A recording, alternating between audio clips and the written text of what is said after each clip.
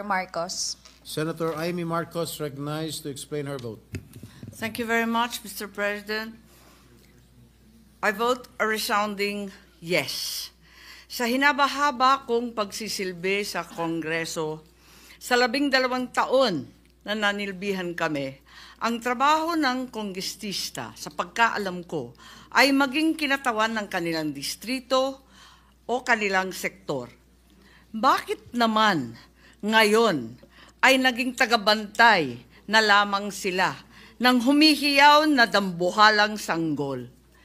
Ginawa ng bonjing na armas ang impeachment. Ang dating para sana sa kaayusan ng sistema, ginagawang pampagulo, panakot at sandata laban sa mga kinaiinggitan, kinaiinsecuran ng mga lulong sa kapangyarihan. Galangin naman natin ang Korte Suprema. Huwag tayong umastang Supremer Court. Supremest pa. Wala namang ganun ah. Sa mga kapatid kong senador, paano tayo magiging dakilang mambabatas kung tayo mismo ay hindi susunod sa batas? Ang boses ng Korte Suprema ay boses ng konstitusyon. At kung sino man ang sasapaw sa boses na ito ay isa lang ang tono, ambisyon. Kaya naman, mag-move on na tayo. Magtrabaho at huwag konsintihin ang isang spoiled na bonjing. Huwag nang busugin ng pabor. Huwag nang pumayag dahil may pabuya.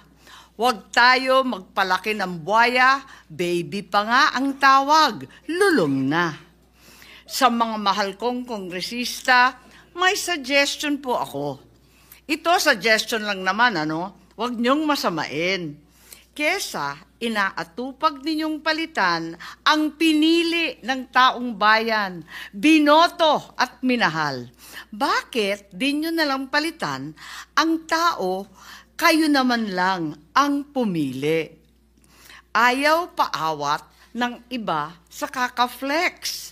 Ano kaya kung yung speaker nyo na lang ang paltan nyo? Kaya nyo yan. At dahil dito, bumuboto ako ng malakas na oo.